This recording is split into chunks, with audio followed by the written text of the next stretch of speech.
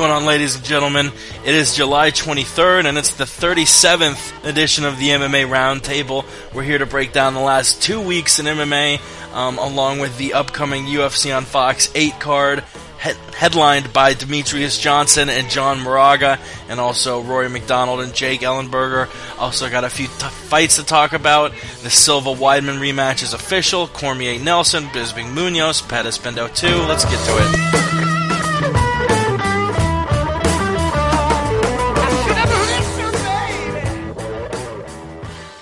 And we really do appreciate you tuning in to tonight's MMA Roundtable. I guess it's tonight if you're in the UK. Still technically the afternoon in the US. It's 4 p.m. If you want to call up and be a part of the show, we definitely welcome that. The phone number to call in is 213-457-3380. And you also can tweet in. It's at the MMA Podcast, and we'll read any tweets on air. If you want to comment about the current topic we're talking about, feel a little too shy to call in, or you're just at work and can or something. But we definitely appreciate you tuning in. You can follow us on Twitter at the MMA Podcast or visit themmapodcast.com. Moving from Florida to Colorado next week, and once I get settled in, I promise I'll be a little bit more diligent about keeping the website fresh. But yeah, we really appreciate you tuning in. I know I've said it a million times, and now we got Ray and Alan on today's Roundtable. Ray, a familiar face to the Roundtable. Alan's first appearance on the Roundtable. Ray, first and foremost, give us a shout-out about MMA Mental. You got a shout-out on ESPN from Gareth Davies. Speaking of shout-outs, things are always going up, it seems, with you. Yeah, we've got, as always, got a lot of exciting stuff going on. We've had some really good interviews. Interviewed Chris Lozano this week, who's a current cast member of Bellator Fightmaster, so look out for that interview. That'll be up later on in the week. Also, Cage Warriors this week announced they've signed loads of female fighters to help women's MMA grow in the UK, which is fantastic. One of the ladies they've signed is a friend of mine, Kerry Hughes, so she's going to be back on my show this week as well to talk about that. And also later on today, I'll be doing a show with Luke Barnett, breaking down the UFC card this weekend, talking about the fights, and he gives his predictions. So that'll be published tomorrow as well. We've also got media credentials this weekend. We're off to UCFC 6, which is headlined by 2 UFC veterans, Ian the Machine Freeman and former UFC heavyweight champion Rico Rodriguez. So that should be pretty good. And the past weekend we had media. We had someone representing us at Cage Warriors as well. Stephen Reynolds, aka Smiler. He was there on behalf of MMA Mental for the Paul Daly fight. Ronnie Mann was fighting as well. There's some big UK guys fighting, but Paul Daly looked awesome. So he was there live for us. So yeah, check us out. Twitter is at MMA Mental. We need 16 more followers and we're up to 1,700. So come and follow us. For sure, follow them on Twitter, MMA Mental, and definitely visit MMAmental.com. Check out the podcast. They're getting media creds. They're being mentioned on ESPN. Shit's getting serious over there for Ray. We also, like I mentioned, we got a first-timer to the Roundtable, Mr. Alan Hamilton. You might know him from the Word on the Street podcast if you do listen to the family of podcasts. Yeah, Alan, what is up with you? Kind of give our listeners a little intro, I guess, and shout out your Twitter, whatever the fuck you want to do, cocksucker. You can follow me if you want to get a lot of annoying tweets and retweets about MMA shit and stuff going on at Team Sunnin Man. That's all it is. I'm really just a MMA enthusiast. I train a little bit, do some grappling. Maybe want to fight one day. I don't know. I have a full-time job, so getting hurt, as I've already gotten hurt several times, kind of fucks with me at work because I can't be hurt. So, yeah, if you want to follow me, you'll get a lot of interesting tweets and retweets. Yeah, definitely. And you will be live on the scene next month at UFC. It was going to be UFC on Fox Sports 1-1. Now I think it's like UFC Fight Night 26. Shogun versus Sonnen. That's going to be a stat card. You're going to be there. I'm sure you'll have a blast, and definitely follow him if for nothing else than having an inside info about what's going on. I mean, for UFC, I guess Silva Sonnen was 148, right? Yeah. Yeah, you you were at Silva Jones. Yeah, that was what, 59. Kind of briefly tell us about your time there, and the kind of things you saw. You saw drunk ass Cody McKenzie. What else? We got to see John Jones moon everybody in the hotel lobby. Got to meet up with Chill 2 different times, and meet up, with a lot of the fighters, hang out with them in the lobby, whatever. Have fighters like Alan Belcher ignore you in the fucking elevator while you're talking to his coaches, and you look at him and he's a fucking douche. God damn it, Alan Belcher. Yeah, fucking bastard. And what's even more messed up is that, I work with people that train with him. Like, I have connections with him, and he was a fucking cunt. And so, but yeah, I mean, I'll be tweeting out and probably posting a lot of pictures, and if I can get some videos, I'm sure Chell will let me do another little video like we did last time that I can post on YouTube.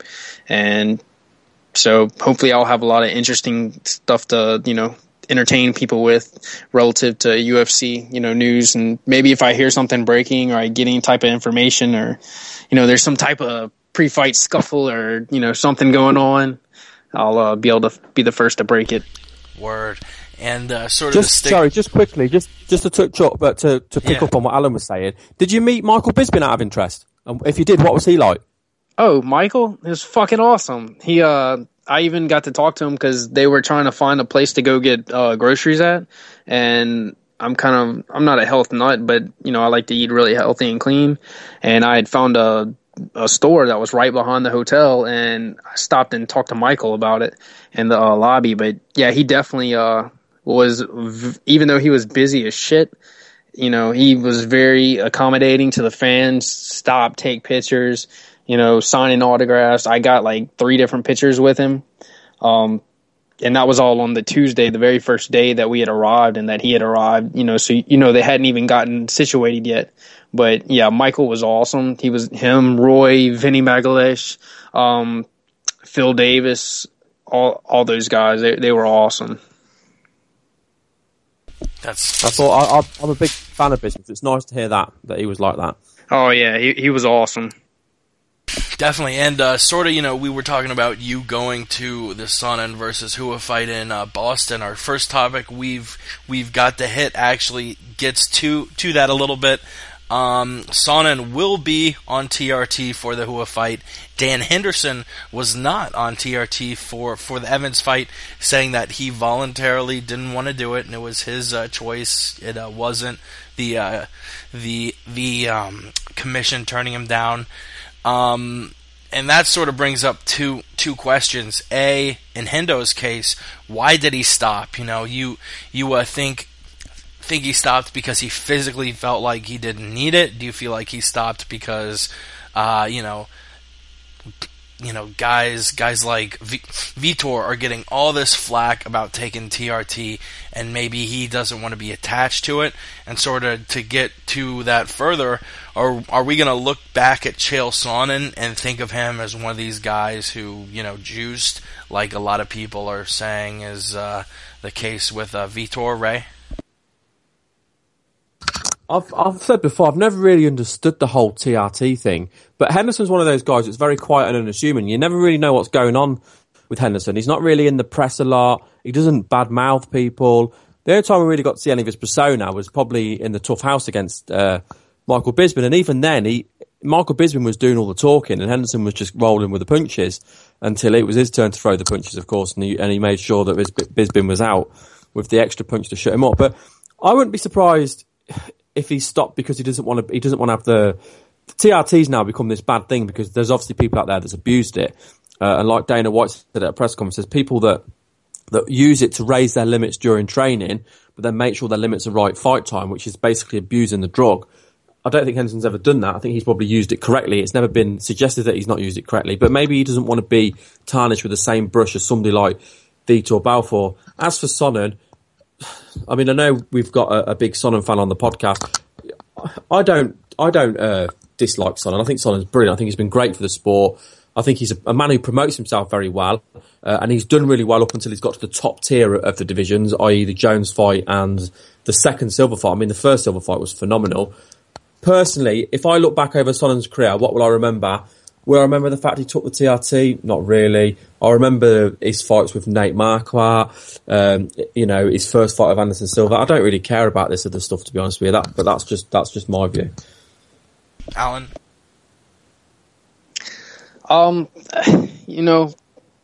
It's debatable. I mean, like with Dan Henderson, I think he's been on it longer than Chael has been on it.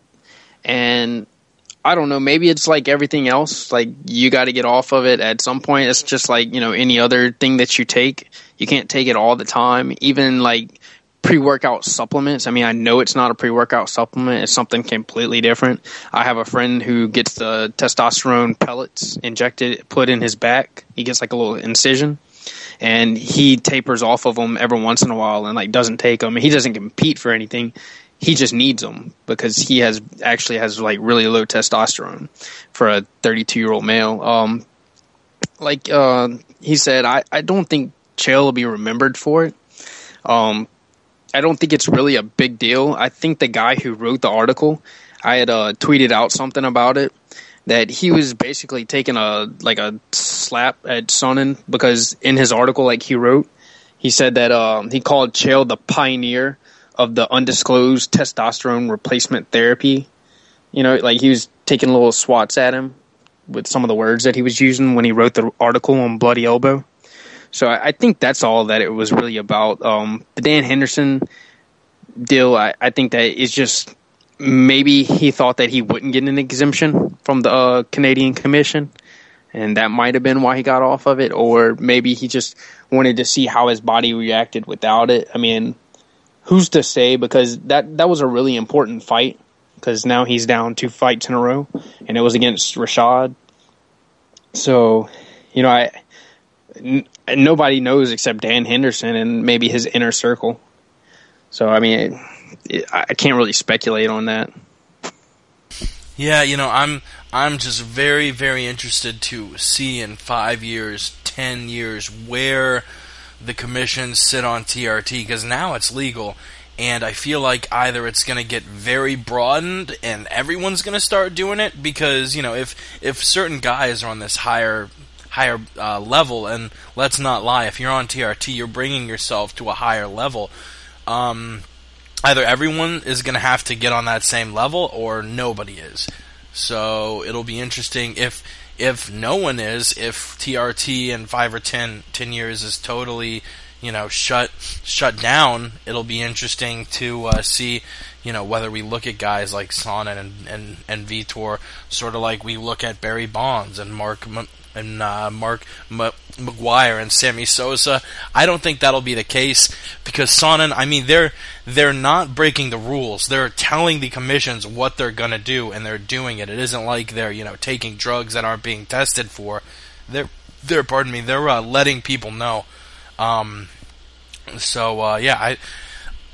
honestly think in a decade, every fighter in the UFC is gonna be on TRT. And it'll be interesting, to see. I hope it doesn't have negative long-term, consequences on people's bodies. But like they say, there's no such thing as a biological free lunch. And I just have a bad feeling that doing this synthetically to your body is going to have bad effects once you get older. But who the fuck knows? Maybe Sly Stallone lives till he's 200 years old, and I'm just talking a bunch of bullshit. Speaking about guys who take TRT, Joe Rogan recently said on his podcast that the average college wrestler would kill Floyd Mayweather Jr. in a street fight. Floyd Money Mayweather, if you're not caught up with boxing, is the best pound-for-pound fighter in the world. Hasn't lost in his career. Has been on top for over a decade. Great boxer. Maybe the best defensive boxer ever. Rolls with punches very well. Never takes a beating. sort of like the GSP of boxing. Yeah, Rogan says in a street fight, the average college wrestler just picks him up, puts him on his ass, and beats him to hell.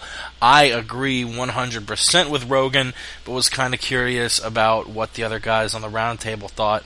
Alan, do you agree with Joe's sentiments? I don't know. I guess I'm kind of biased. You are saying that it would be a wrestler of his size, correct? Like of about Mayweather size? Yeah. I mean, the dude is fast, and he's that fast without gloves. I mean, with gloves, those, 16 ounce or whatever size gloves they use. So, I mean, I don't like Floyd Mayweather personally, but just imagine how fast he is without those gloves, bare-fisted, and you have a wrestler that tries to shoot in on him or, approach him in a street fight in, let's say, a dark alley, like as Joe Rogan put it, and I don't think the wrestler gets close to him. That's my, the way I see it. I am a wrestler. Like, I like to wrestle. Whenever I, get in altercations with people at work, doing my job, I don't typically stand there and throw punches. I take them to the ground because that's what I'm good at. But if a guy is that excellent of a boxer, I feel like he has, the advantage over anybody who's a wrestler.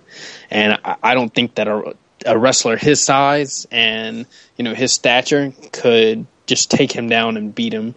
I think that Floyd Mayweather would be able to knock him the fuck out probably, even though that's not what I would like to see. Yeah, I agree with Alan, actually. I think if you're looking at a guy Floyd Mayweather's size, I mean, if it's a heavyweight wrestler, then obviously I'm sure Alan would agree. I think they would. So on his size, Mayweather knows how to throw a punch. He knows how to fight. And even if the wrestler was to grab hold of Mayweather, it's like that saying about a black belt in BJJ gets punched in the face. His bout grade drops. Well, same for a wrestler. It's okay grabbing someone when all they can do to defend you is use, defensive takedown. But when they can start throwing punches and stuff, and Mayweather knows how to throw a punch, you only need to take one punch from Mayweather and you'd be done. So how many times is he gonna get caught before he gets and grabs him? I think an average college wrestler would not be able to beat Mayweather in a street fight. I think one of the best college wrestlers probably would, because I think they would be better adapted and they'd get in and they'd get a takedown. But I'd be surprised as well if Mayweather hadn't done some kind of wrestling, just with him being from the US, just because it's such a common sport over there where it's not so common in the UK. So I'm sure he's done some kind of wrestling. So yeah, an average college wrestler versus Mayweather, I'd be going for Mayweather. Definitely. Yeah, it's actually a pretty good point. But we will move on. Speaking about smaller guys like Floyd, John Jones tweeted out a picture. He did not look very small. The guy had a gut. The guy had man titties. He was looking like Daryl Schoonover. He does tweet out a picture of himself out of shape, before he starts training, before every fight. But it's never been this bad. I mean, I've never seen Jones with tits before. He had to be at least 250 in that pick, maybe even 260. Because I think he fights around 225, I think, and he easily looked 25 pounds heavier than his fighting weight. What are your personally, a lot of people are like, oh, people are making a big deal about nothing. I don't think it's nothing. Jones is a young fighter, and now he's this is the time when he chooses what trajectory he's going to take his career in. Whether he's going to be one of these guys like GSP, who's completely focused, always in shape between fights. Or one of these guys like Chuck that goes out and parties the night before a fight and is drinking and not really taking care of himself between fights and driving Bentleys into utility poles. Was that a mistake, or is this and that just a sign of him not really taking his career that seriously between fights? Am I sort of over-extrapolating this, or do you really think this is a notable thing, right?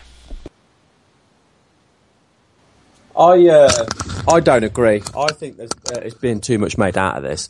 I mean, John Jones is a machine, and a lot of these professional fighters are, especially at this level. And yeah, he might have let himself get out of shape, but once he starts training again, he's going to be ripped. He's going to be back the way he normally is. I mean, I'll give an example. We're talking about this event at the weekend with Ian Freeman. Now, Ian Freeman's coming up to mid to late 40s, and he's been training for his fight. And the guy looks completely and utterly ripped, and that's just all been from his training camp. Now, if he can do this at the level he's competing at, then someone like John Jones, who's competing at the highest level, when it comes to fight time, he'll be ready, and he'll do what he needs to do to get his win, like he always does. So I don't. If he looks like that come fight time, I'd be concerned. But looking like that now, I don't read too much into it. Hey, did you see the picture of Gilbert Melendez at the pool party during the UFC Fan Expo? No. I didn't see it. I'll have to post it because that explains everything. A lot of these fighters, like the weight that they gain is just like around their belly, and for the most part, it's just body fat that they don't typically have. A lot of these fighters, like when it's like football players, when they're not in their off season, like you said, they're not all like GSP. A lot of them, will eat and be normal or whatever. I think a guy like, especially still being young like John Jones, for him to gain, I don't think it was really that much weight because it was fat and it's not really as dense as muscle. So maybe it was like an extra like 15 to 25 pounds. But a lot of it was probably due to him not training because of his foot. But I don't think a lot of that weight's really going to affect him. He's still a young guy. His metabolism is probably off the charts, being as young as he is. So I don't really think it's a big deal. I saw a picture of Gilbert Melendez, like I told y'all, and I mean, he looked deformed because of how big his stomach was, and he was still ripped. Like the rest of his body was still cut, but he had a big fucking chubby, pudgy belly.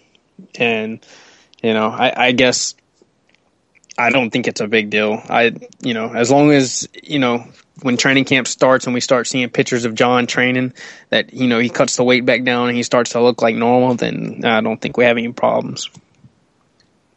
Yeah, I do think he will get in shape for fight time, but like I mentioned, I just think this is a unsettling sign of things to come for John Jones. All right, moving on. We got Vitor Belfort and Gegard Mousasi talking a lot of trash on Twitter. Gegard wants to fight. Belfort says Gegard doesn't deserve it. Simply put, should the two fight each other, or does Mousasi not deserve it, Alan?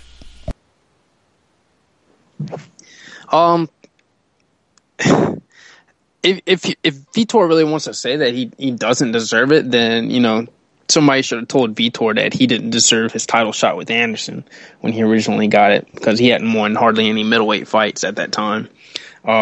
We all know that the UFC is not always about who deserves what.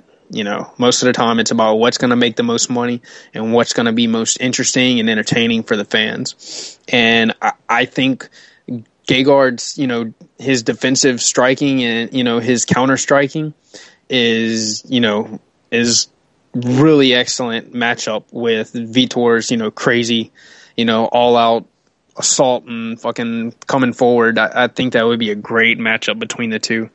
And there's not really any other matchups to make. And Dana's already said that Vitor's not getting a title shot, so he'd have to wait out the rest of the year.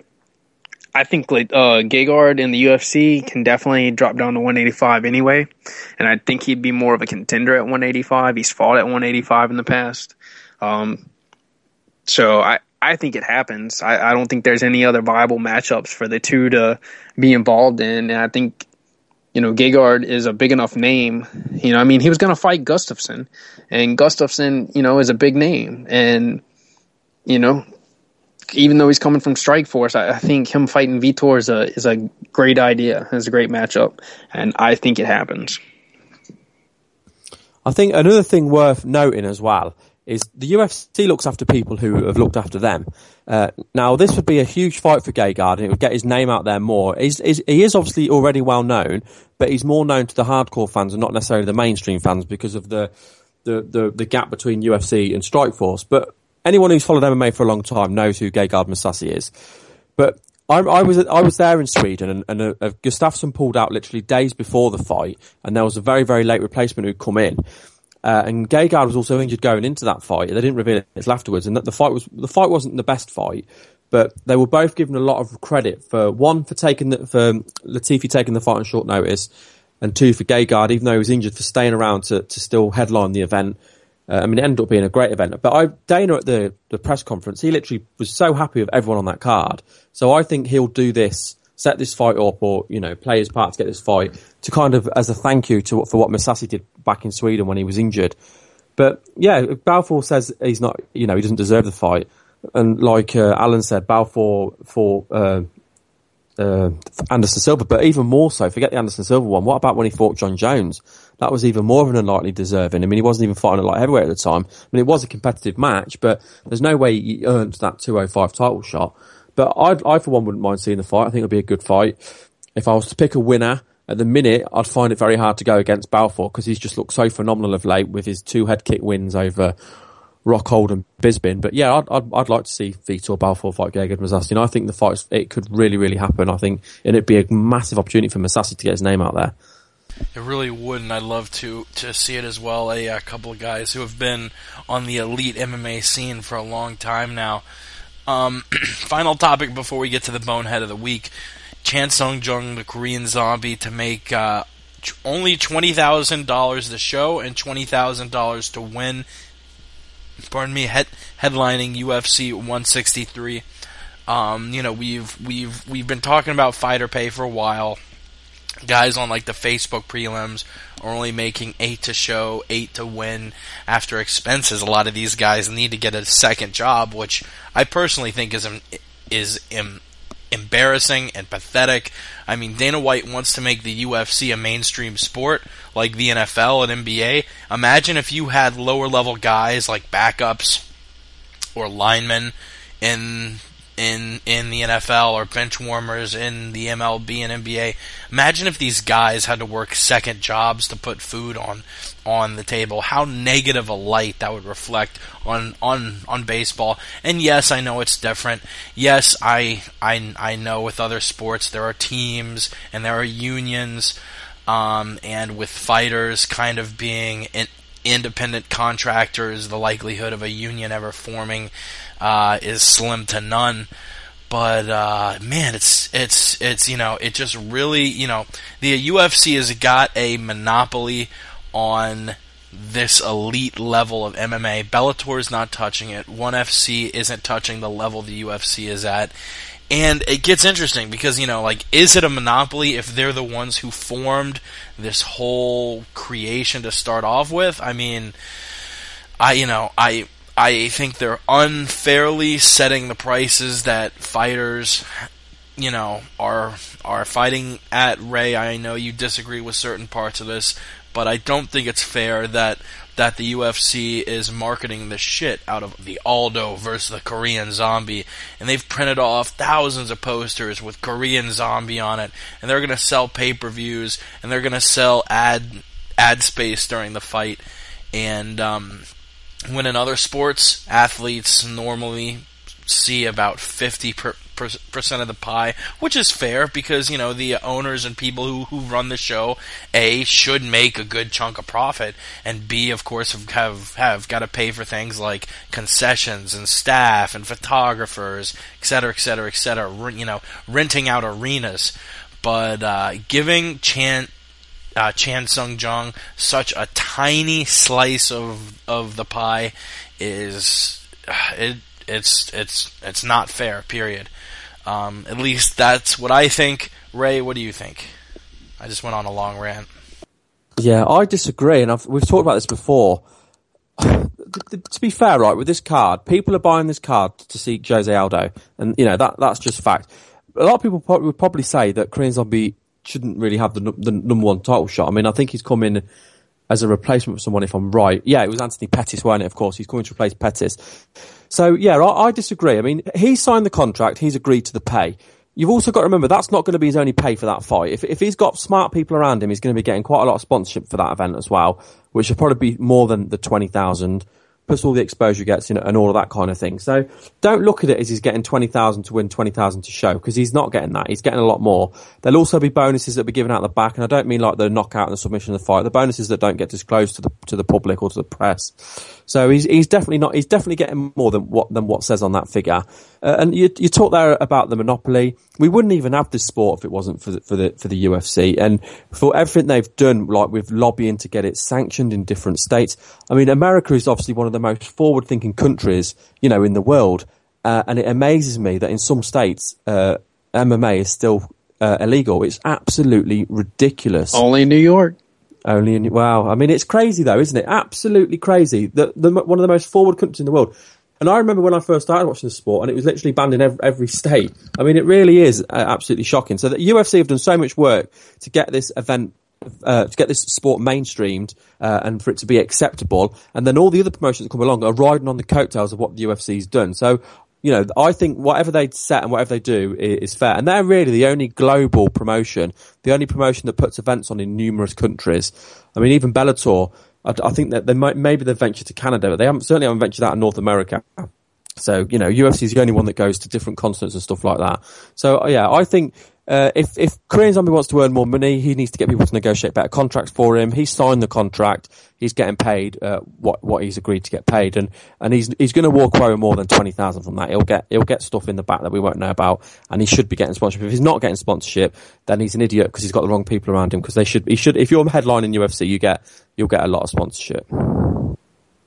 To that note, like what you said, the fighters, they make a whole lot more than what's disclosed. I'm sure for the most part. I don't know about, the lower tier guys, but the middle tier at least.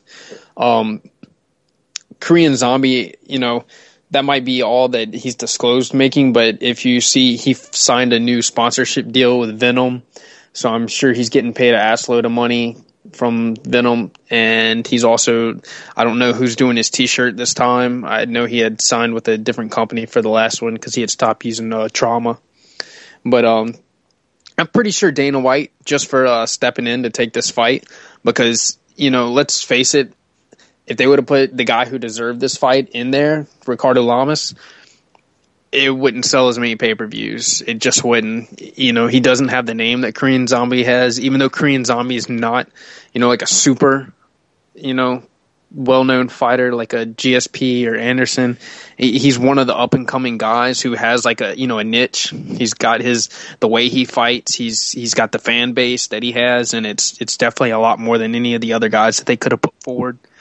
And I think Dana White will, not only is he rewarding him with a title shot, which if he wins brings a lot of money with it, but I'm pretty sure it's going to be an exciting fight, and I'm pretty sure he'll get some locker room bonus money. And he only made $17,000 base pay for his last fight, and he got a $17,000 bonus. So I mean, I don't know.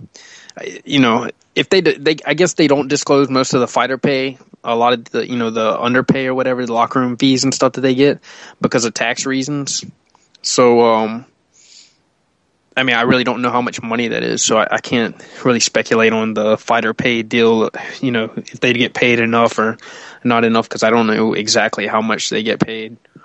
But I definitely think Korean Zombie is going to be getting paid a lot more. That I can't guarantee. Yeah, that's something. A lot of pay is not disclosed, and there are locker room bonuses, and and Sonnen made so much more money than he was reported to have made at UFC 159. It'll make your head spin. Yeah, it only shows 50,000. But what I'm curious about, whenever they disclose the fighter pay for this, Shogun and Sonnen fight, there's no pay-per-view buy bonuses on that. So will he still get his typical pay and everything else to just be locker room, or will we actually know how much money he makes this time? Let's just say that Mean Street Pizza restaurant is about to become a nationwide chain. Sonnen will definitely be making some money somehow. Brooks just actually texted me saying he'll be joining us soon. But it is time for the bonehead of the week before we get to the rest of the news. Let's do it. Boom, boom, boom, boom, boom, boom, boom, boom, boom. Now tell me what you gonna do, but it ain't no matter. All right, my bonehead of the week this week has got to be War Machine. And War Machine, I know you've been on MMA Mental, and if you are listening, please don't try to assault me at a bar. But you got a porn star's name tattooed on your throat. Apparently, he's dating a porn star named Mac or something. I really don't have much context on it. Yeah, Christine Mac, and then very, very trashy looking font got Mac in giant letters. I mean, letters that go basically from his jawbone to his collarbone, all the way across his throat, in giant letters saying Mac. And Brooks has joined the call.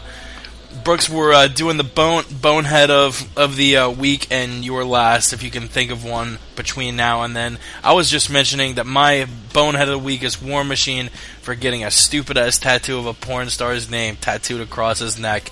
Alan, what is your bonehead? I don't know all the details, but apparently Michael Schiavello put Nick Diaz on blast for no showing one of his interviews. Voice versus, yeah, Schiavello had flown to make it for the interview or whatever. I don't know where he flew from or whatever, but this is not the first time that Nick Diaz has done something like this, and I think it's a total bullshit disrespect, move to.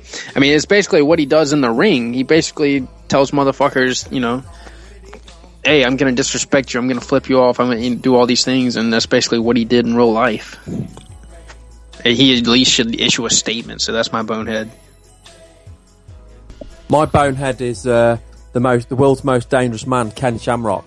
There's been a long-running story and a long-running feud between him and a UK fighter called Ian the Machine Freeman. Ian Freeman was the first UK guy to fight in the UFC way back in the day. They should have fought in the UFC, but Ken Shamrock pulled out saying he was injured and sent in his training one of his students instead, and then criticised Freeman after the fight.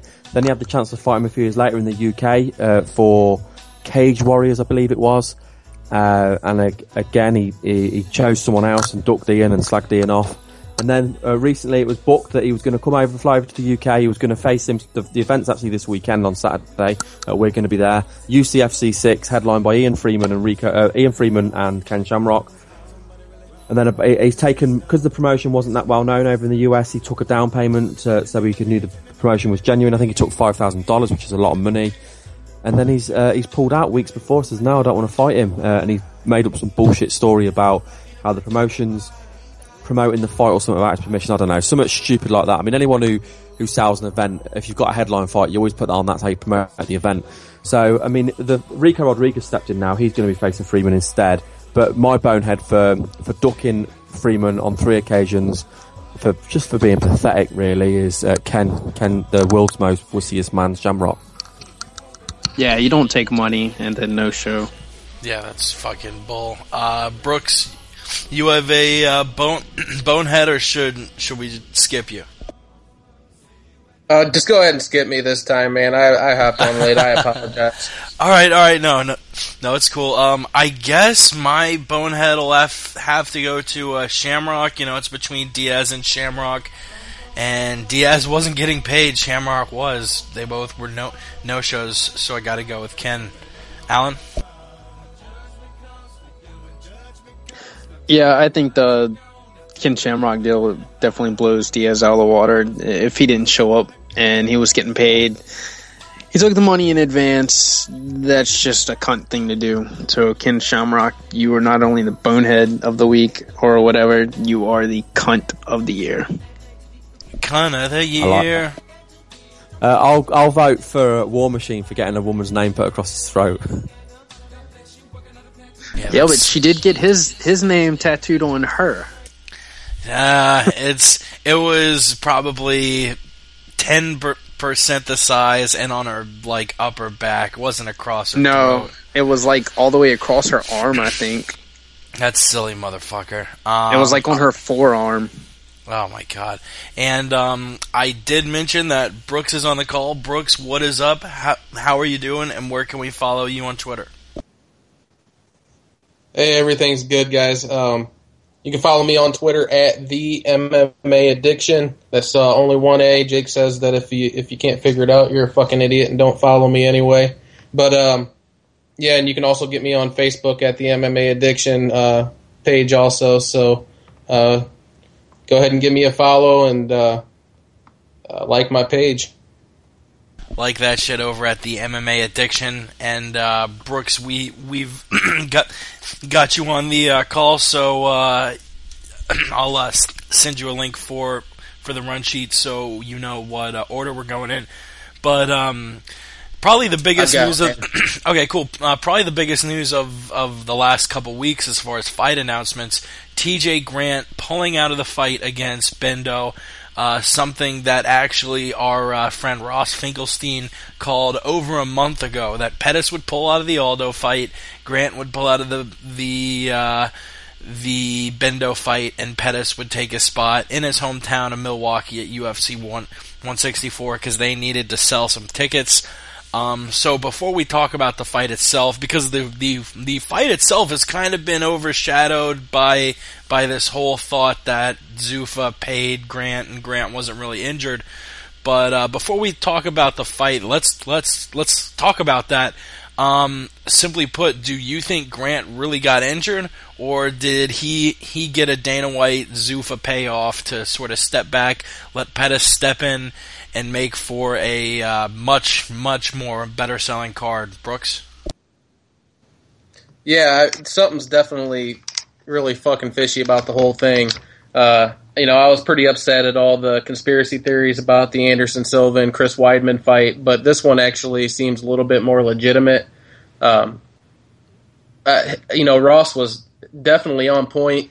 We did the post UFC 161 podcast together, and I really didn't even think anything of it until you guys had brought it to my attention. But they weren't selling in Milwaukee. Obviously, that's Pettis' hometown, Milwaukee, and it only makes sense if they're not selling to bring in the hometown guy that deserves a title shot anyway. So, it's definitely got a little bit more legitimacy to it than, some of the other conspiracy theories that were floating around. And, it ain't like they're going to just come out and say that it was, a work or whatever, because we've got TJ Grant going on, talking about how the conspiracy theorists are nuts and whatever. But, they're not going to come out and admit it, obviously. So obviously they're going to say that. But it really seems fishy. He got a concussion, 8 weeks out from the fight and from grappling. I understand you can get a concussion from grappling. It just seems really fishy that 8 weeks out from the fight you're gonna pull out. And just considering that it was talked about before the injury ever happened that this is what was going to happen. It really seems like it's legitimate to me. I really don't think that he was, injured. I think that he could have probably fought. I think that even if he did get a concussion, that they were like, "Hey, you're just going to pull out of the fight, and we're going to give you a later title shot." So that's my thoughts on the whole thing. I think that it's definitely got some legitimacy behind it. You know me, I'm not into all these conspiracy theories at all. I'm pretty boring and straight-laced when it comes to conspiracy theories, but this has got conspiracy theory written all over it. I agree with Brooks. I think it's a real shame because I think TJ Grant definitely earned the title shot. I mean, what he did in his last couple of fights, well, his last 3 fights really, Evan Dunham, Matt Wyman, and then Gray Maynard was absolutely phenomenal. We've not seen anyone do that to Gray Maynard. I understand why they've done it with the ticket sales. I was looking forward to seeing Pettis beat Aldo because I think he would have beat Aldo because Aldo hasn't got the gas tank to fight 5 rounds, where Pettis can fight 4.5 rounds, a minute to go, and jump off the cage. So I think he would have knocked out Aldo personally. I think Pettis Henson's a great fight, and I'd like to have seen that down the line as well. But for now, I was really looking forward to seeing TJ Grant get the title shot because I think he'd earned it. But yeah, I think he probably has stepped aside to do the UFC a favour, and I'm sure he's getting looked after. He's got to do what's best for his career as well, of course. As long as he gets his shot in the future, I don't think too much harm's done. Yeah, like Ray said, I definitely am sore to not see Aldo versus Pettis. Like he said, I definitely believe that Pettis would have come round 3 or come round 4 would have destroyed Jose Aldo. Pettis, his gas tank is phenomenal. He doesn't even cut that much weight, and that's what kills Aldo, is cutting the weight. Even for 145, it wouldn't be much of a weight cut for Pettis. He's not a very thick guy, and I think that, you suffer a lot of injuries during training, like little knick-knack injuries. I've broken my thumb but continued training before. Lots of little things that don't necessarily like stop you from fighting or hinder your performance. And I think that it's possible that he got some type of concussion or mild concussion, which, I've seen football players come back, a week later from a mild concussion back to full, contact. Same thing with wrestling, professional wrestling, which is a very, physically demanding sport. So it's no doubt that he probably suffered some type of injury, but he still could have fought, and it probably wouldn't have affected him. But there was a call made that, hey, this is our opening to make, one of the biggest fights of the year, the rematch, Pettis versus Henderson, the fight that everybody wants to see. So I think it's it's not really conspiracy theory. I think that it's exactly what everybody saw coming a mile away whenever, Pettis pulled out of the Aldo fight and said that he wanted Henderson. I saw it, like you said, Ross saw it. I think it was expected that at some point TJ Grant would, pull out of the fight. I think that he deserves the title shot at some point. I think that he'll get it. If he doesn't fight, but I think he's going to fight anyway. I think that he'll fight, Josh Thompson or somebody. I don't think he's the type of guy to sit around and wait. I think he rather fight. So, I think it's going to be better for the UFC all the way around, because let's be frank, like Henderson, like his pay-per-view, that's why they keep him on Fox, is to get him a bigger name, and he doesn't draw a crazy amount of pay-per-views, like UFC 150 proved. So by having him fight out, Pettis, if he beats Pettis, that just increases his stock that much more. And if he loses, then that just, makes Pettis a bigger name, and maybe they'll do a third fight, an immediate rematch, if it's another close Henderson type style fight. So, I think it's going to be better for business all around. But I definitely think there's something fishy going on with it, and that it was planned from the beginning. Yeah, and the fact that some fans were able to predict it a month out just shows you, what really are the chances that all three of these things happened coincidentally. Pettis pulls out of the Aldo fight, Grant gets injured, Pettis gets plugged in to the Henderson fight, literally just a month after the Aldo fight would have gone down. A little fishy. But let's move on. Everyone was talking about that, and I was kind of shocked. Nobody talked about Bendo Pettis 2, which, in my opinion, is the most intriguing title fight that we have scheduled. All 8 champions currently have a match scheduled. We got Kane and JDS, Jones Gustafson, Weidman Silva, GSP Hendricks, now Pettis Bendo, TKZ versus Aldo, Wineland versus Barao, Moraga versus Johnson, which we will break down later on tonight, and the women's match, Rousey versus Tate.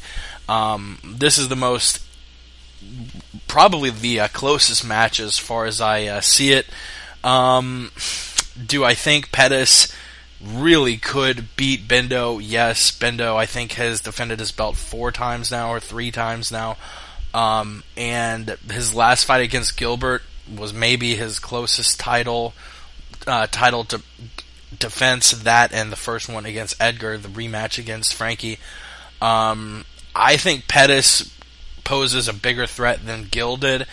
And if Gil got that close to winning the fight, I think Pettis has a very good chance. But I'm still giving Bendo the split decision victory. I think Bendo is a tough motherfucker. I don't see him getting finished. And when it comes, if I know the fight is going to be finished, even though Bendo is iron chin motherfucker, I think Pettis is going to be the one finishing. But if it goes to the judges' scorecard, which I think it will, I'm giving the nod, a split decision nod. It'll be another controversial judge's nod. I'm giving it to Bendo. Brooks, what do you think? I agree that I definitely think that Bendo has a great chance of winning this fight. I don't think, that. I guess I could be wrong. Maybe I'm underestimating Pettis, but I don't think he's as dangerous as Gilbert Melendez. I think Gilbert Melendez is, one of the top two guys in the division, obviously, with him and Ben Henderson. But, we've seen a couple fights ago. I know that Pettis has came back with two, impressive victories since then. But we've seen Clay Guida just wrestle fuck Pettis and take a decision win. And Ben Henderson also has great wrestling. Ben Henderson isn't afraid to make it, his style of matchup, whether the fans like it or whether anyone else likes it. It's Ben Henderson. He does what he does. It's not necessarily boring all the time or anything, but I definitely think he'll be using a lot of his wrestling. And maybe Pettis has gotten better and he'll be able to defend, better than what he did in his fight with Guida. But I just have to, I have to side with the champ here. He's on a hell of a streak, and it'll be close. I agree with you. Henderson has the tendency to go and make it a split decision, the close fights, but I think Ben Henderson will come out on top. The interesting thing here, of course, is Henderson's last loss was obviously against Pettis for the final fight of WEC, and that was obviously when we got the Showtime kick. His only loss. Yeah, well, there you go then. So it's his only loss. I think this is definitely an intriguing matchup. You said about it being the most intriguing matchup coming up this year for the titles. There's a few of the titles matches I find just as intriguing, but going back onto this, it's a really, for me, it's a coin toss. I do think Pettis is just as dangerous, if not more dangerous than Gilbert Melendez. That's just my opinion. I think Pettis is probably one of the best strikers in the division. The question mark, of course, is his wrestling, but then it wasn't really an issue in their first fight. Pettis' cardio is phenomenal, as Alan said earlier on. I wouldn't be surprised to see Pettis pull off the win. I think it'll be a 5-round fight. I think it'll go the distance, but I'll be siding with Pettis for a unanimous decision victory, I think. But it is a coin toss. Are you with us, Alan? Yeah, I'm here. Didn't I already go on this? We've gone back round again. You've got to pick a winner on. Yeah, we're talking about the actual fight now, Pettis versus Bendo too. Oh, okay. Yeah, the first fight was really close. Pettis, I think, had 2 takedowns. Henderson had 3 takedowns. I think Pettis had more submission attempts, and I think he passed Henderson's guard like 2 times or something, or 2 passes. The strikes, I think Pettis had couple more strikes, like maybe 8 more strikes. It was really close, and I think a lot of people, tend to think that the Showtime kick, definitely turned the tide of the fight, because the very end of the fight, he gained some momentum like that. The whole deal with, Guida wrestle fucking Pettis, everybody can have an off night.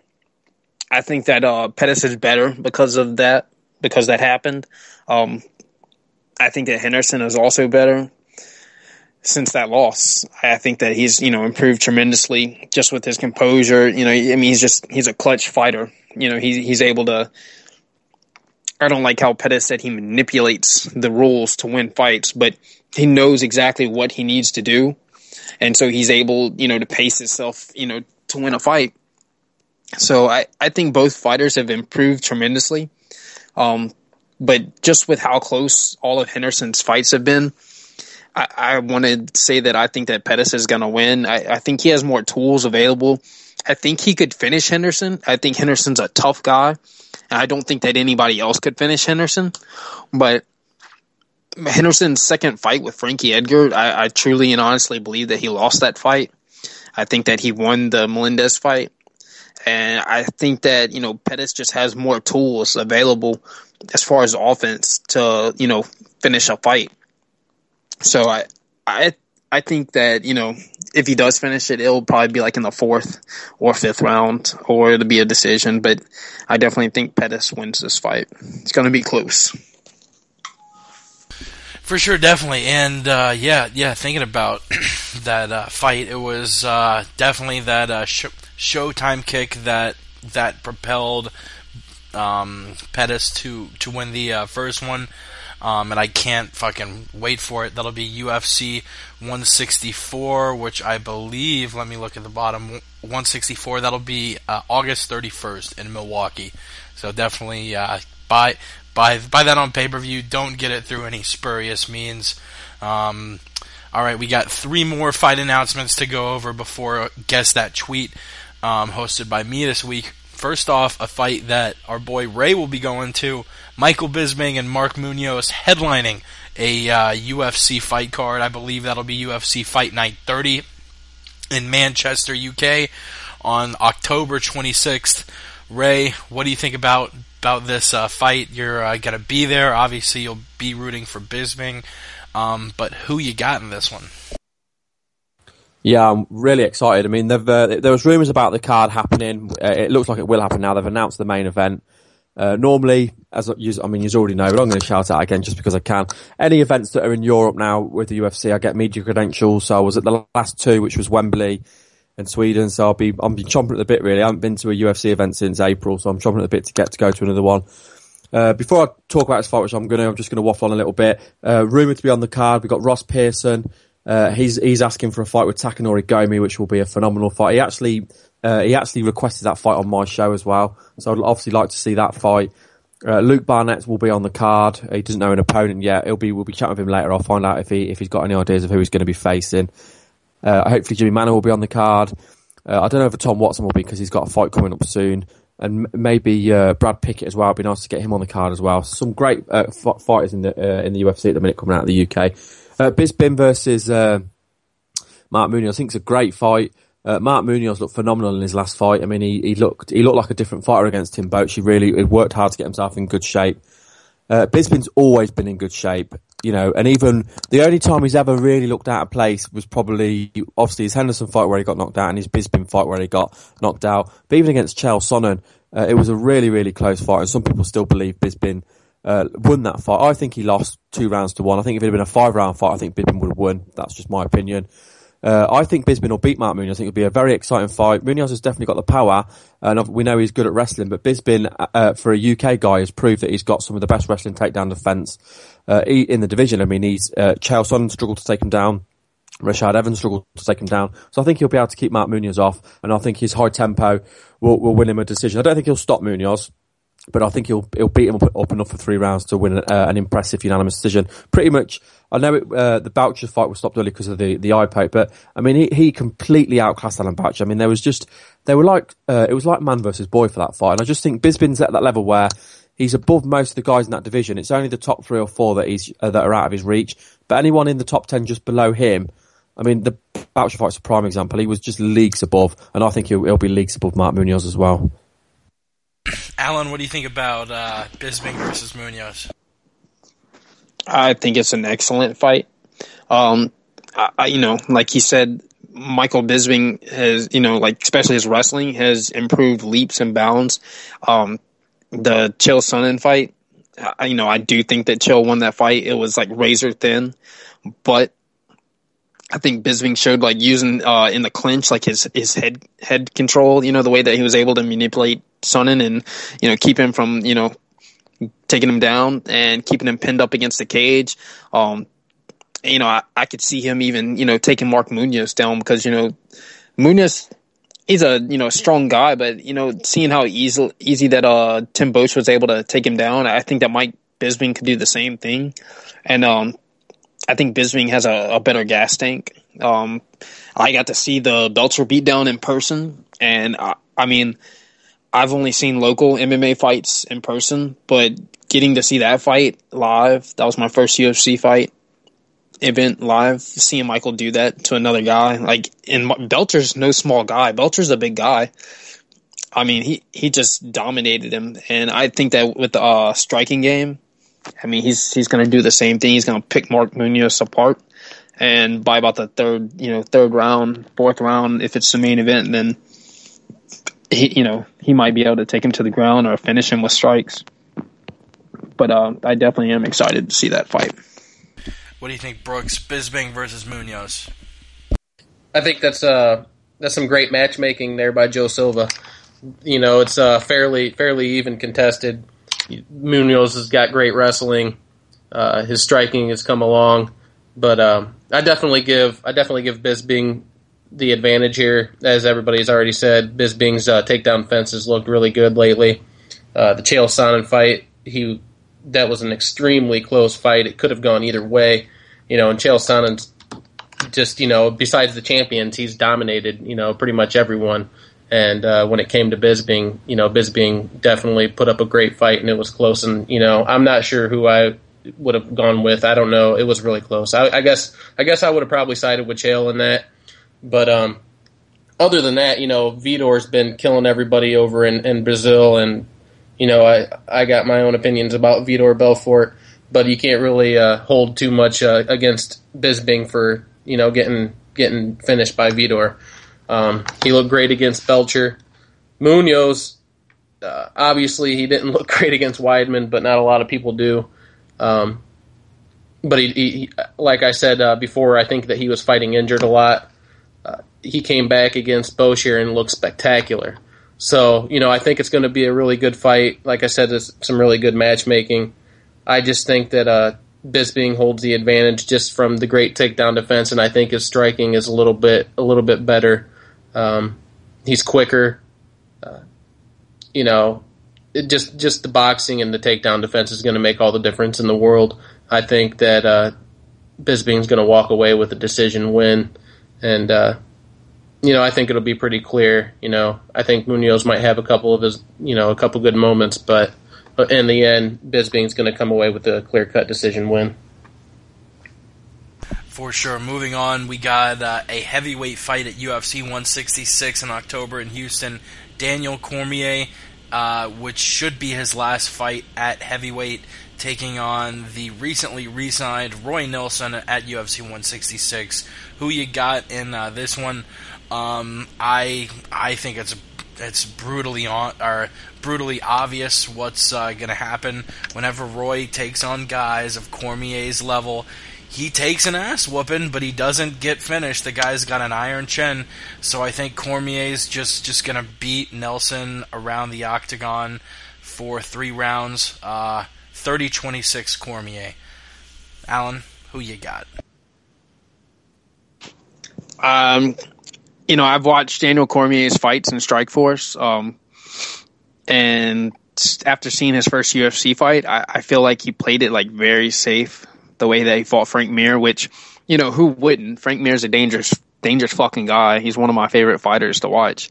But the way that he grapple fucked him against the cage for half the fight, I see him trying to do the same thing to Roy. I don't know if he, Daniel Cormier is a beast of a man, strength wise. I mean, let's put it, he's kind of like Roy. He's overweight. He's an overweight guy for how big he is, the size of him. A lot of his extra fat is in his stomach and his, waist area. So no doubt he probably should be fighting at 205 and will be fighting at 205. Fighting at heavyweight, I don't know if he can manhandle Roy up against the cage like he did Frank Mir.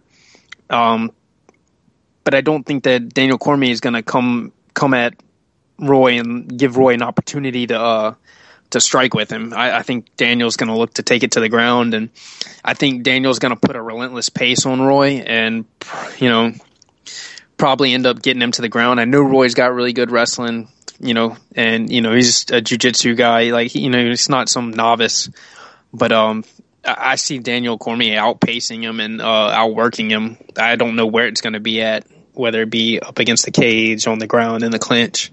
But I think Daniel Cormier wins, like you said, at least 30-27. Yeah, I agree for the most part, definitely. I am just not intrigued by this matchup at all. I was, when they announced it, I was just like, well, whatever, Daniel Cormier should be fighting someone a little bit higher up on the ladder, and if he doesn't want to at the heavyweight, he should drop down to light heavyweight, because we all know he's going to end up there eventually anyway. But in all honesty, I think Daniel Cormier is the second best heavyweight on the planet next to his teammate Cain Velasquez. I think that when it comes down to it, if he wants to, he could just, wrestle whoever he wants, take him down. And as long as the submission defense holds up, he's good to go. And someone like JDS or whatever, I don't think that, he's going to pull off a sub anytime. But even though he's supposedly a black belt. But, his striking, his boxing is really, really good too, considering how long he's, been doing it for. I think that with the Roy Nelson fight here, I think that I love Roy Nelson, man. I love watching that guy fight. There's not too many people who don't like him besides maybe Dana White. But I think it's just Cormier is just going to take him down at will. I know Nelson's got good wrestling, good jiu-jitsu, but we've not seen Roy attempting too many submissions, anytime recently. I think Cormier takes him down at will. He grounds and pounds him, does enough to keep the fight on the ground to where the referee won't stand it up. And I think even if it stayed on the feet for a while, obviously Roy Nelson's got crazy power. He's always dangerous, when it comes to that big overhand. But like Alan was saying, I don't think he's going to give him a chance to strike with him. I think that Cormier is going to come out with a decision because Nelson doesn't get finished all too often. So the clear-cut decision, probably 30-26, just like you said, Jake. The mad thing is about this fight, right? If you'd have announced this fight maybe 6-7 months ago, I'd have been really excited for this fight. After with the run that Roy Nelson's been on of late with his one-punch knockouts, and after what Daniel Cormier did in the tournament, smashing through Bigfoot and then slamming Josh Barnett on his head, I never thought I'd see that. But then you look at Daniel Cormier's last two fights. His last fight in Strikeforce against a no-name guy was pretty poor. His fight against Frank Mir was just an awful fight to watch. It really was. And I'm a purist. I tend to enjoy all the fights, maybe not to the degree that Jay does, but that was an absolutely terrible, terrible fight. Roy Nelson's been on a hell of a run, looked fantastic, one-punch knockout. Then he turns up against Stipe Miocic, and he looked like he hadn't trained for the fight. We know that he has the issues with his cardio anyway, but I don't know, he just looked like he'd underestimated the opponent completely, wasn't motivated or whatever, and of course, he didn't land the one-punch knockout, and he ended up getting boxed for 3 rounds and lost. So, for me, I'm not excited for this fight. I think that Cormier will hold him up against the cage for the first maybe 1.5 rounds. He'll completely knacker out Roy Nelson, because Nelson will be knackered after 7 or 8 minutes, and then he'll just pot shot him. He'll pot shot Nelson. Nelson will throw his haymakers. Cormier will stay out of the way of them, and he'll win I think he'll win 30-27. I don't think it'll be a 30-26, and I just think it'll be a boring, unanimous Cormier decision. And it's a shame, because I thought Cormier looked great in Strikeforce, but going on his last 2 fights, I don't know what it is. He just seems to have changed his style, and the Mir fight was horrible. So yeah, I'm like Brooks. I'm not overly excited for this fight. For sure, yeah, and we will break down the Silva Weidman 2 fight before we get to guess that tweet. But we actually just got a tweet from a listener, our buddy Ramses from the Word on the Street, listening in, and he tweeted in, "Who do you fancy boys think will step up to fight Kelvin Gastelum now, cocksuckers?" Kelvin Gastelum was going to be fighting Paulo Thiago at UFC on UFC on Fox Sports 1-1. It is now UFC on our UFC Fight Night 26. Pardon me.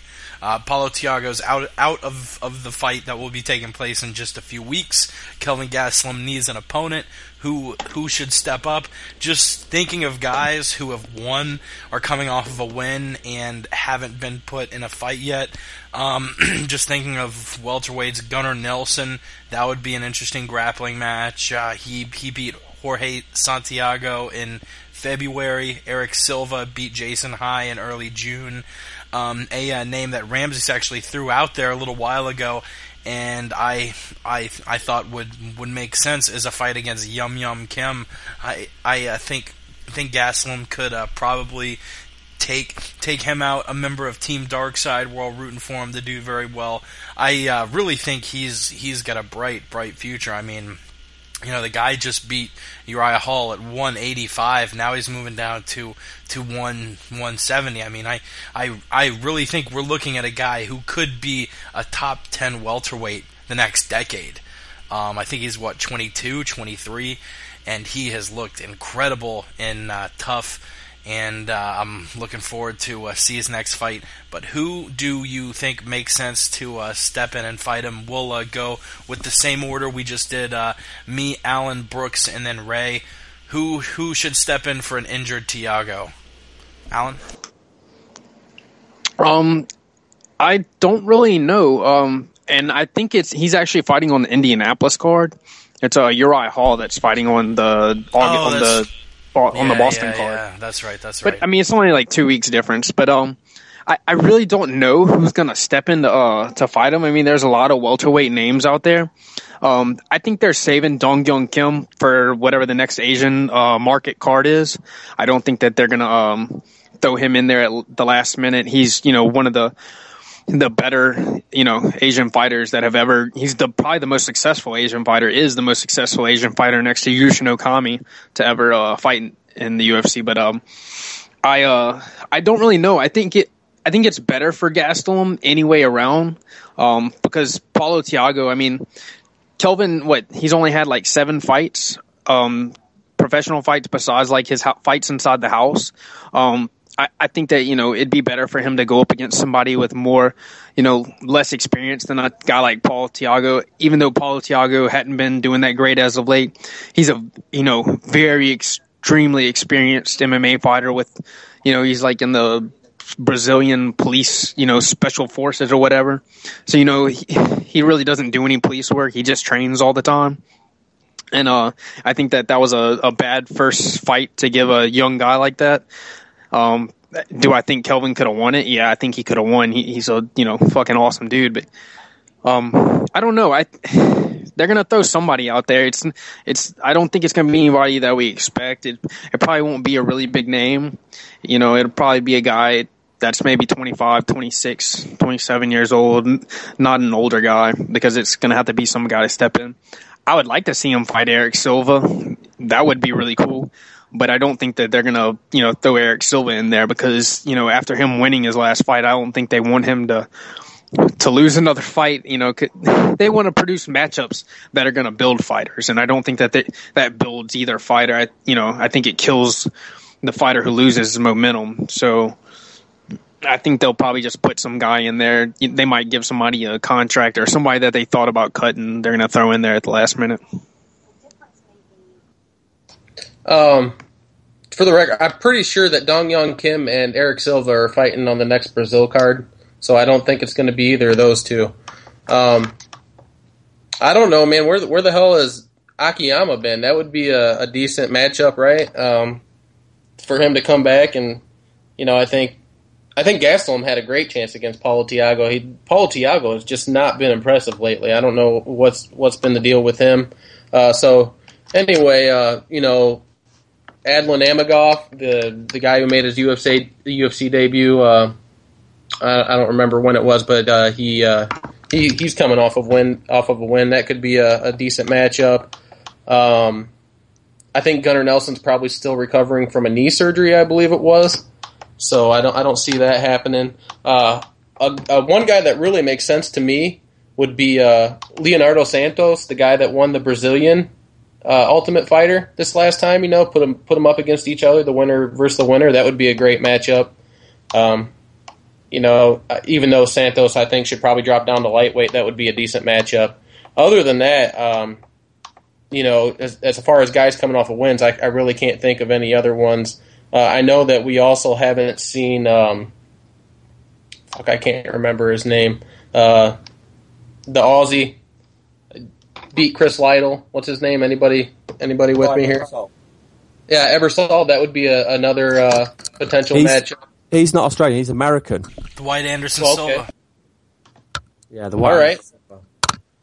Now he's been out injured for a long time because I interviewed him. He's over in Thailand. He's been out for a while. Right. So that's all I can really think of. I really have no clue. Those are just guesses I'm throwing out there.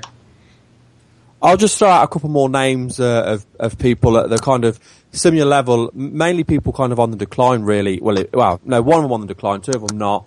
I think you're right about Silva and Kim, but I don't think Silva or Kim versus Calvin Gastelum would have been a good idea. I think they need to give Gastelum a decent enough name where the win means something, but a fight where he's got a really, really good chance of winning. Kim's one of those guys that shuts people down. Silva's just a phenomenon at the minute, and I think he's going to go on to do big things. Three names I'm thinking of I wouldn't mind seeing. Dan Miller would be an interesting matchup. He's coming off of a loss. Tariq Safadine, he looked great in his first fight, and then not Tarek Safdien. I'm thinking not him. The one who lost to Matt Brown last. Sorry, the one who looked really good against. He looked really good against Jordan Dan Mean? Millett. Jordan Mean? Yeah, Jordan Mean. Jordan Mean. He looked really good. And another guy is a guy who's a bit of a favourite for one of our normal presenters or panellists, James Head. We haven't seen him since his loss to Mike. His very quick loss to Mike Pyle. That'd be an interesting fight, James Head, because he's had some good matches. He's got a fight scheduled. They announced that he's going to be fighting on like 165 or 164 or something. So there's just a few names I can think of off the top of my head. But I wouldn't be surprised if it was like what Alan said, if it was someone we didn't know. Somebody who just signed last minute to take a late replacement fight to give Calvin a win and then he moves on. But yeah, I wouldn't put him up against the top guy. He needs to work his way up to that. But I think he's got a great future. Hey, just so I don't sound too stupid here, I know that Ebersol is from America, but apparently he fights out of Australia, so that's where I got confused on that. Yeah, he was. I know the story because I interviewed him. He is from America, and he was fighting. He was fighting in America, but he had a fallout because he got accused of fixing one of his MMA fights, which it wasn't true. He didn't fix him. He was fighting someone who weren't very good, and he toyed with him, and he kind of stalled the fight longer than what he needed to, and then got the finish. He wasn't really because he knew he was winning the fight. He just. But there was a lot of controversy about that, so he went out to Australia and fought in Australia instead. But that's what I've got from Ebersol. Yep, he trains at ESS Performance in Melbourne and also at Tiger Muay Thai in Phuket. One of my favorite fighters, mainly because he's got a funny-ass personality. The dude draws an arrow in his chest hair that points up to his face. Yes, that's so fucking awesome. And come on, he's the white Anderson Silva. Let's be serious. You can't choke the man out. It's impossible, cocksuckers. Can't choke him out. Got a rubber neck. That's right.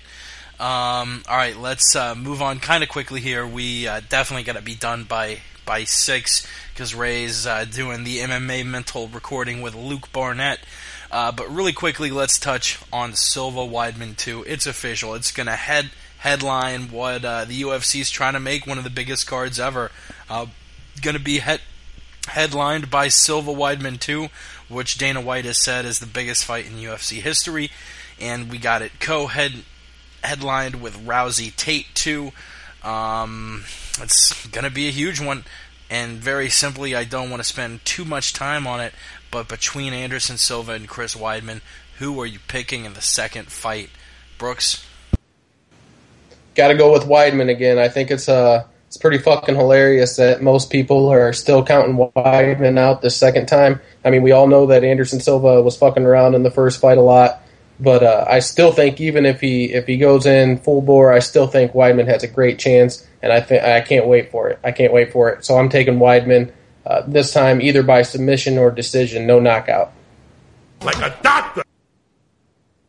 Right, a lot of people were likening this match to Matt Serra and GSP, but I'm not likening it to that. I'm likening this match to Edgar and BJ Penn. When they first fought, and everyone said it was going to be BJ Penn's fight, and Edgar won a close decision. Some people thought he didn't win, but he got the decision. And then when they fought a second time, it was clearly Penn was going to win. But the difference was that Penn was on the decline, and Edgar was on the up. So from their first fight to their second fight, Edgar had improved quite a lot. Now Anderson Silva's towards the back end of his career. You know, the guy is absolutely amazing, and whatever happens, his legacy's there. He's easily one of the best ever. You know, up there with the likes of Fedor Emelianenko. But the fact of the matter is, Silva's getting into his late 30s now. The guy is not going to improve. He's already at his best. Weidman's early 20s or mid 20s. Weidman is getting better and better all the time. Weidman's the future of the division. So when they fight next time, for me, Silva's going to be at the same level he was. Weidman's going to be better than what he was. Weidman will win again. I don't think it will go the distance. I'll be surprised if he knocked him out again. I mean, I particularly Weidman to win the first fight, but I didn't think he'd knock him out. I thought he would get a submission. But yeah, I've definitely got Weidman to win. Weidman is the future of that division, in my opinion. He's the president of that division. Two votes Weidman, none for Anderson Silva. Alan? And if you expected anything less from me, Anderson Silva, you absolutely suck. I predicted that Weidman would actually win by submission in the first fight. I thought that he would take Anderson to the ground and, like he did with the knee bar, try to tap him out because, Anderson doesn't have that big of a heart. And he knocked him out. I wasn't surprised. Weidman's got crazy hands. I think that the way Weideman finished it was he sat there, he let Anderson toyed with him, he read it, and the way he, threw out the little fake jab and then came back with the hook and caught him on the chin, that was his game plan. He said, I wasn't going to keep trying to take him down. His takedown attempt in the second round, he didn't even really try. He was just doing it just to throw it out there to keep Anderson thinking, I believe. I think that Weideman's going to win in the rematch. I think it's going to be definitive this time. I think Anderson's going to be serious like he was with Chael. I don't think he's going to play around anymore, but I still think that Weideman finishes him in either the second or third round. I think the difference in this fight, Chris, his cardio will be a little bit better than what it was in this last fight. Yeah, we'll go ahead and make it a clean sweep. I have Weidman too, which makes it 4-0 Weidman. I think this one actually goes to a judge's nod, but I think Weidman is able to effectively use his wrestling. I don't think he finishes Anderson next time, but I think he beats him, and it'll be just as shocking as it will be the first time. Honestly, everyone's still going to be shocked. Silva will still be a favorite going in, not as much as last time, but it'll still shock people. All right, let's get to Guess That Tweet and break down UFC on Fox 8 real quick in the last half hour of the show. I have the tweets ready. Let's play the music.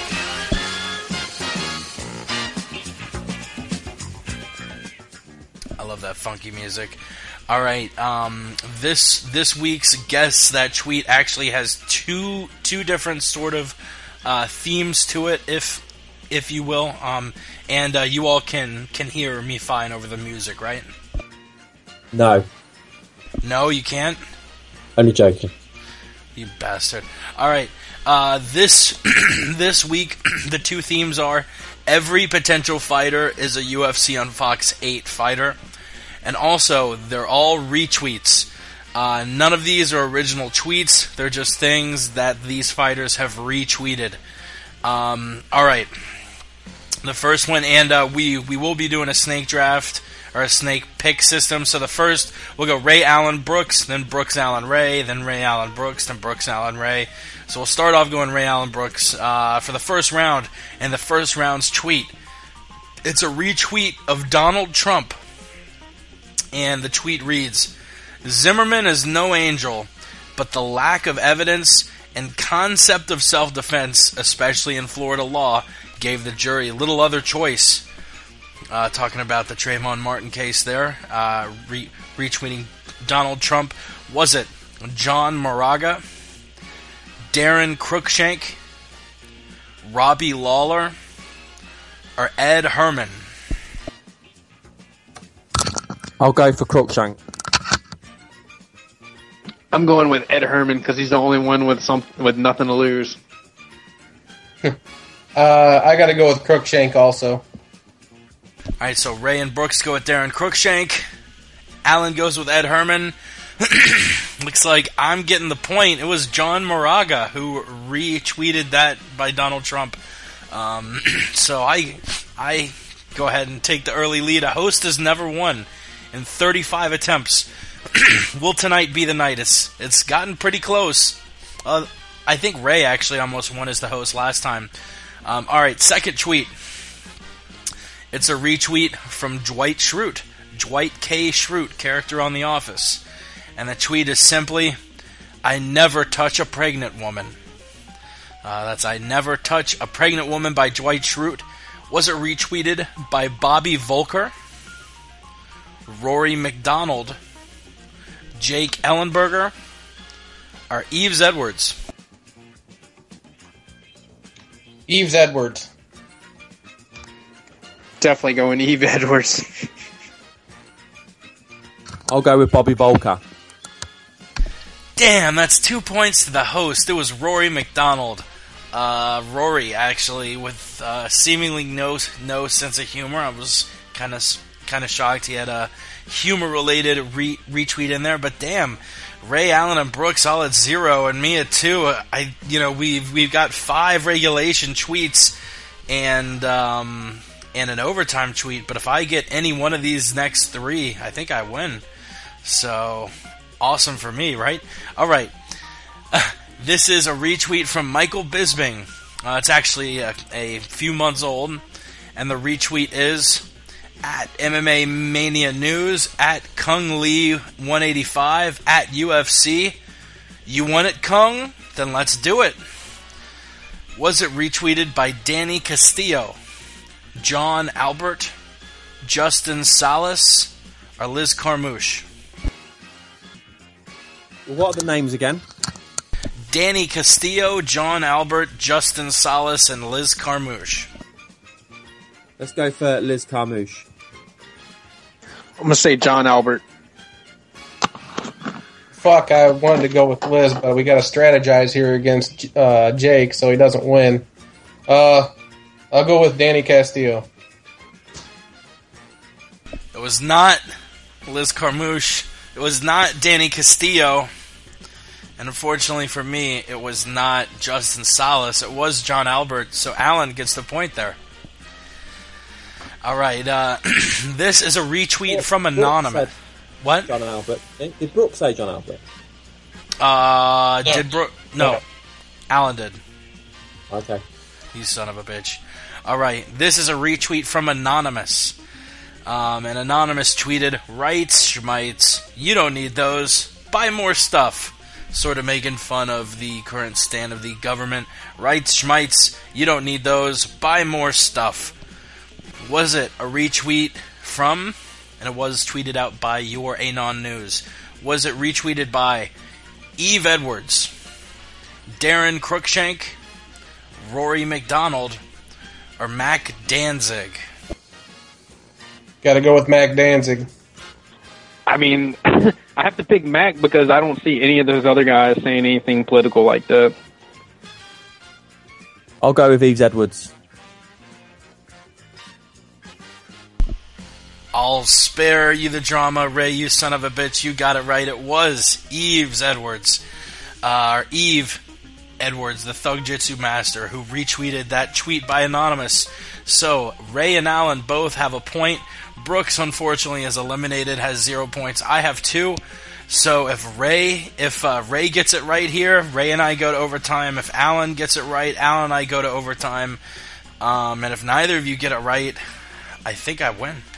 All right, this is a retweet. This is a retweet from Matt the Terra Serra, and he tweeted this out the night of Weidman Silva. Obviously, a jubilant night for him and his team.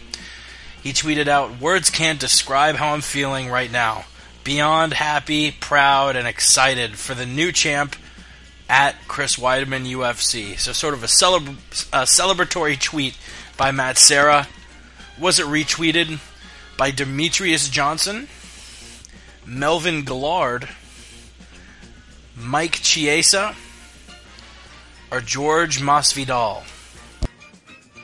I'll go for Mike Chiesa. I'm going to go with Mike Mav. I don't even know those other guys. Oh, am I still in on this? I guess I'll just throw out fucking Jorge Masvidal.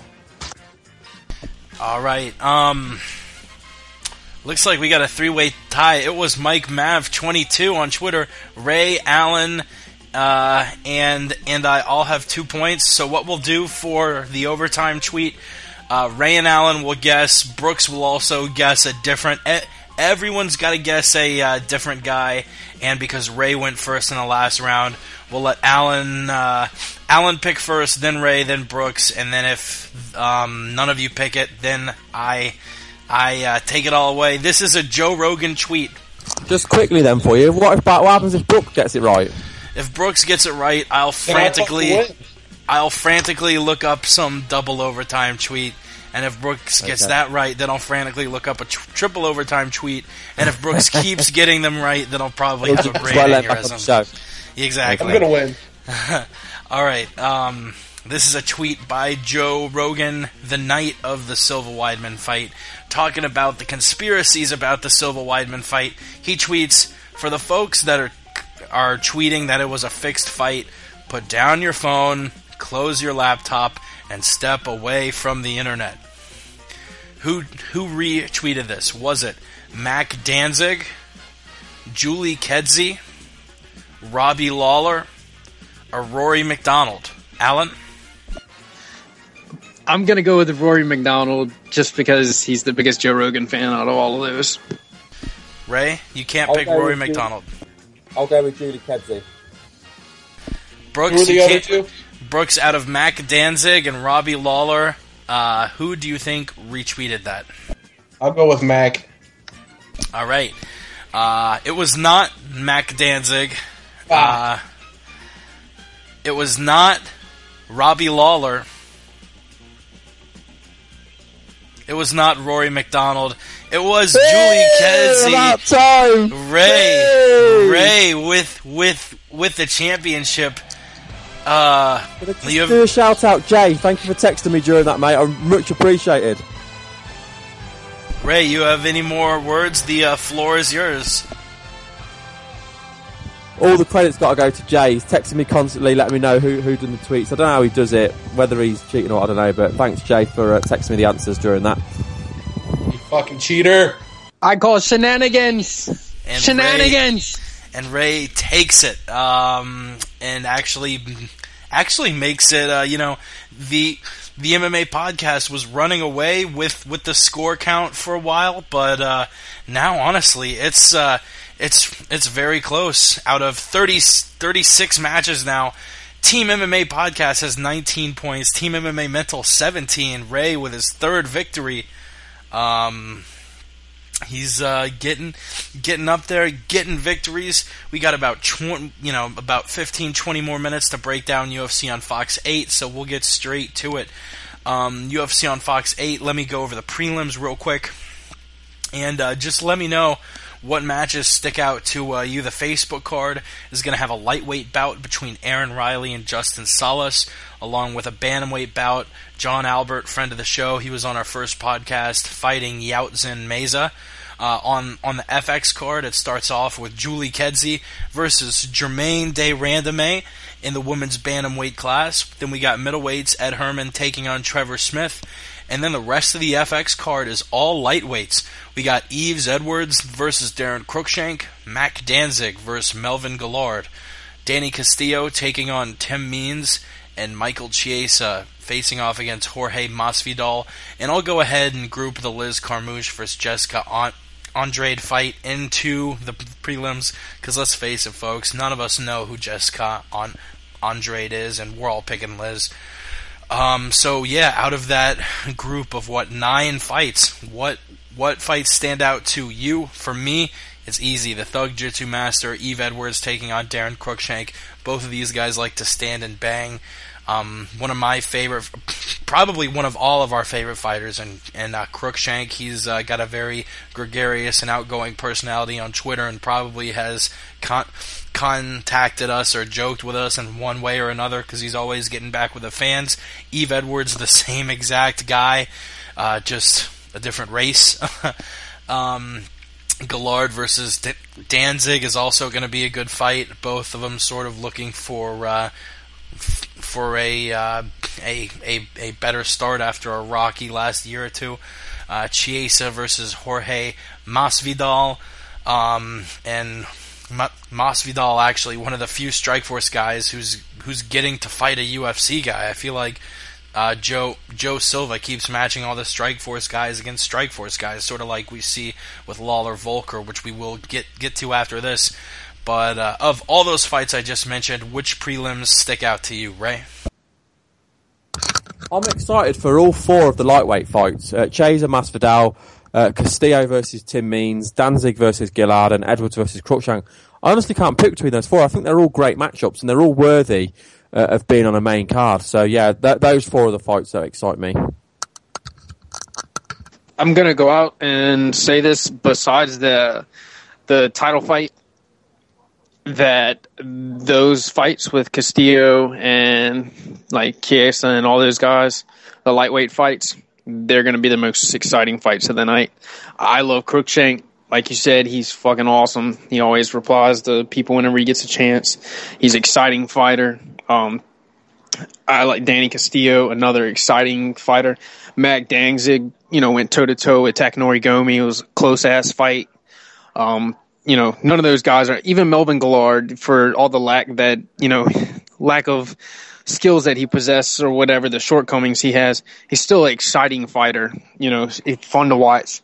So I think all those fights, I'm going to go out on a limb and say they are going to be the most exciting fights of the night, and they're going to all deliver. Brooks? Brooks has gone. He's lost connection. Oh, well, let me see if we can re-add him to the call. Yeah, Ray, you mentioning all those scraps in the lightweight class. There's definitely going to be a lot of sorting out there, and I'm looking forward to seeing who's able to come out on top. I guess let's move on while we try and re-add Brooks to the call here. We got a welterweight scrap. Bobby Volker taking on Robbie Lawler. A lot of UFC fans might not know much about either guy, both of them being from Strikeforce. Robbie Lawler wasn't in the UFC back in the day. Fought I think 5 or 6 times. Fought Nick Diaz, fought Evan Tanner, lost to both of them. Beat Chris Lytle back in like 02 or 03. Bobby Volker, not as experienced, even though he does. He has been fighting since 06. Had his UFC debut against Patrick Cote at UFC 158, which he lost. Robbie Lawler had his UFC debut at UFC 157 against Josh Koscheck, which he won.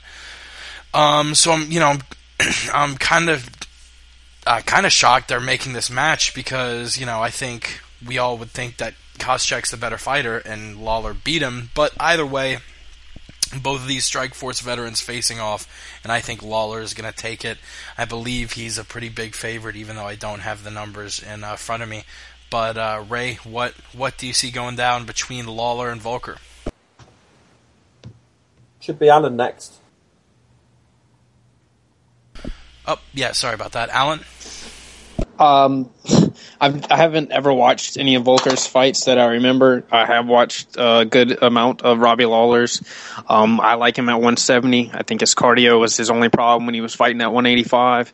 I think he's a more experienced fighter. He's fought better fighters, higher level of competition, and I see him getting the win. And actually, Brooks is back. So Brooks, if you want to talk about which of all the prelims you like, and then if you have any thoughts on Volker versus Lawler. Yeah, out of the prelims, I have to agree with you, Jake. I like the Yves Edwards and Darren Cruikshank. There's going to be it's going to be an interesting fight, some fancy striking, and it should be entertaining. But as far as the Robbie Lawler, Bobby Volker, I love both these guys. They both get in there and they throw the fuck down. They leave it all in the cage. They both like to stand and bang. I'm just going to go out on a limb. I don't know who. Robbie Lawler definitely looked impressive against Josh Koscheck, but I'm going to go out on a limb. I'm going to fucking call for a Bobby Volker upset. I'll say shit gets a little crazy and he knocks Lawler out.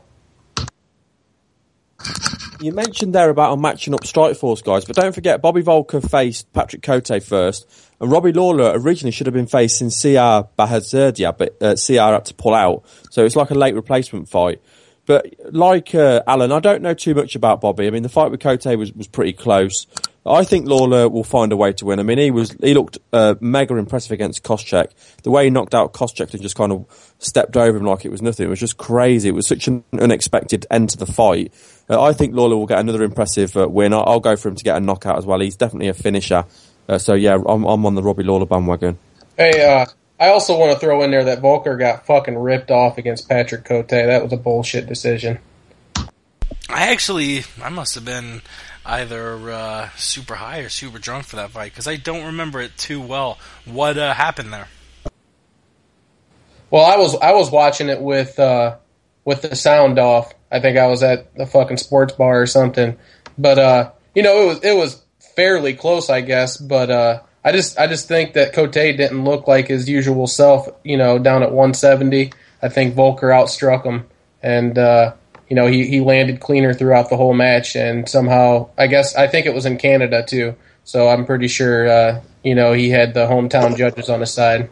I think I remember a lot of the fans actually booing, I think, for that fight because they thought that Volker had won the fight.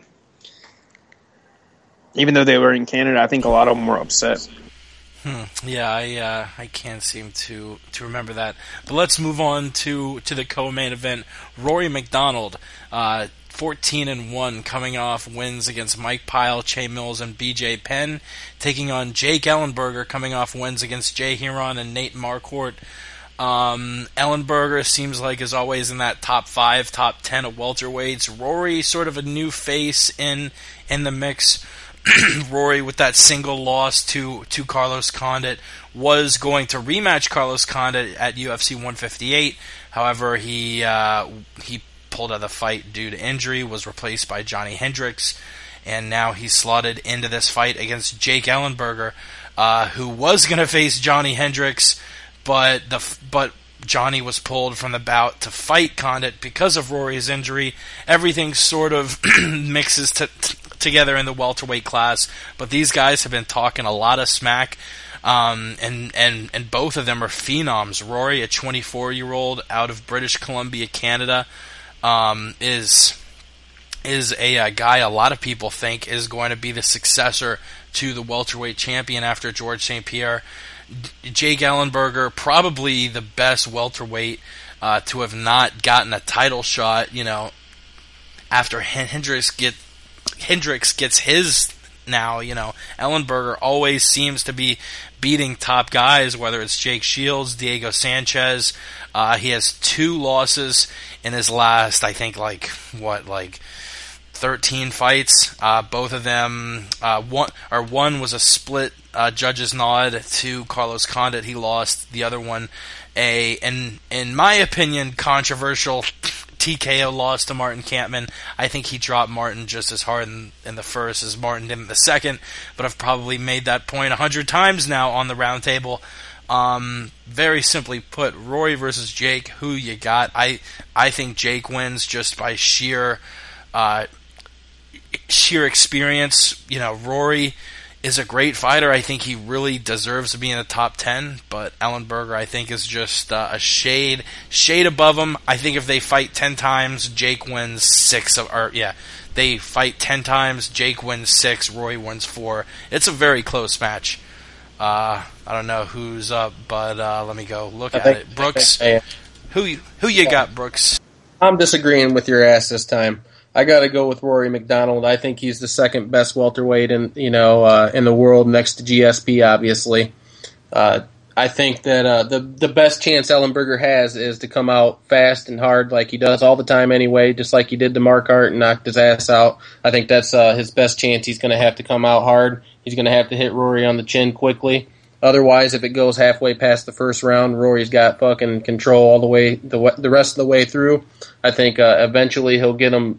I think he's better all the way around. Besides, maybe it's wrestling, but I think Rory will still get him on the mat at some point. Fucking get him in a fucking crucifix or something crazy, and just pound on fucking Ellenberger's head until the referee steps in and saves his ass.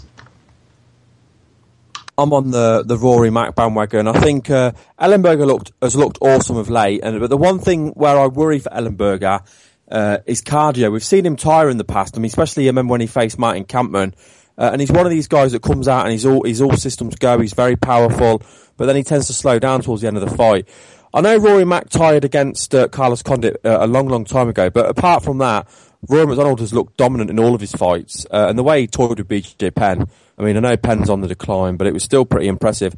I think the fight will start off pretty even. McDonald will have the advantage with the grappling, I feel. I know Ellenberger's got good wrestling, but McDonald just is one of those new breed of fighters where he can kind of do it all. He's trained in MMA rather than come from any kind of particular background. And I think the longer the fight goes on, the more he'll take over with his gas tank. And then later in either towards the end of round 2 or round 3, he'll take over and he'll finish with ground and pound. His elbows, the way he beat Che Mills was pretty nasty. But yeah, I've got McDonald TKO. I'm going to have to disagree. I also am on the Rory Mac bandwagon as far as him being one of the better fighters in the UFC. But if you watched Ellenberger, he said that after that loss to Condit, that he was going to, be more a controlled fury and not come out and blast people like he had been. And I think that his cardio will be in check. I think he will have it down. I don't think so much it was Rory's cardio that went out the window against the Condit fight. I think it was just he didn't believe in himself, and once he got put in a deficit in a bad situation, that he wasn't able to come back from it. He wasn't able to push himself. And I'm curious to see that if Ellenberger gets him in a bad situation, how Rory's able to respond to adversity. Because let's all be frank, the BJ Penn fight, BJ had no business fighting Rory McDonald. They're two completely different size human beings. BJ didn't even cut any weight for that fight. He should only fight at 155, and Rory's, a fucking a monster of a 170-pound guy. I think it's going to be a close fight. I think Ellenberger is further along in his development as a fighter, overall, and I think that Ellenberger is probably going to win. But if they fought like in 2 or 3 years, I would say Rory would would win. But right now, I'm going to have to go with Ellenberger. I think he wins. It's going to be a close fight, but I'm going to give it to him. Joe Rogan Podcast, check it out. Rory McDonald, ladies and gentlemen. And it seems close. The four of us, I think it's split 50-50. Rory is an excellent fighter, so is Jake, and this will be a kick-ass main event. Let's get to the main event, and Ray, will start it off with you. Main event. What? You said this would be a kick-ass main event, kick-ass co-main event.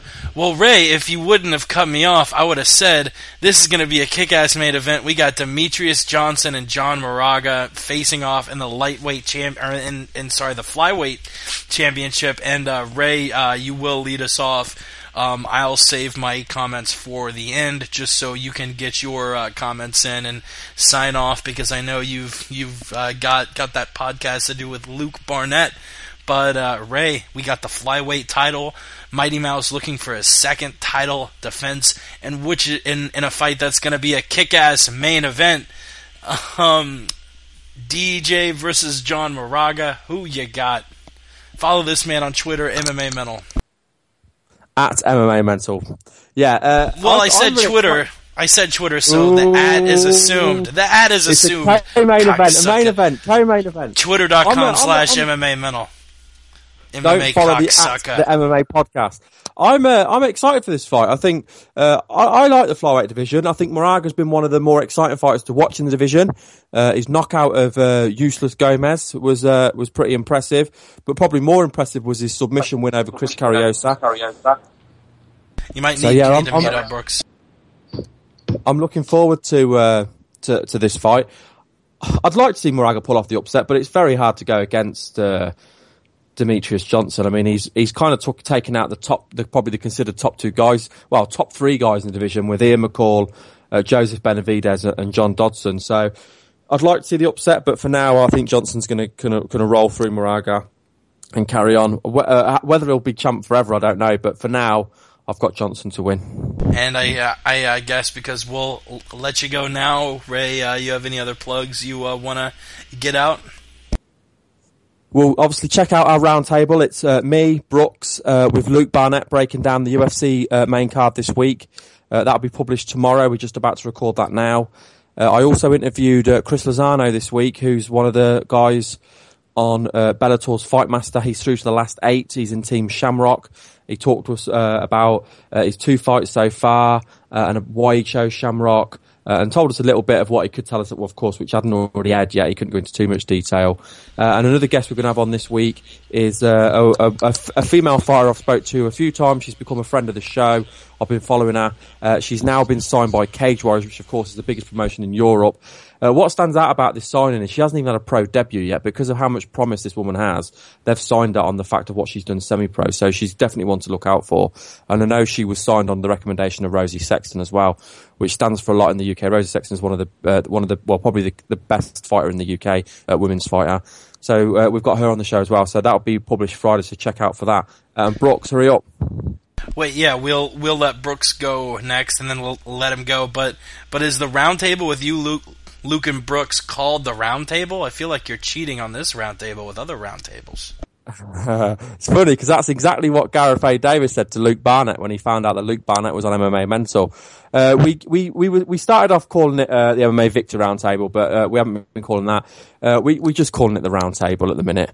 But we might just take over the MMA Roundtable and kick out the old MMA Roundtable. You sons of bitches. All right, Brooks, really quickly, we'll let Ray go now. Thank you for coming on, Ray. We'll see you at the next MMA Roundtable, cocksucker. See you later, mate. See ya.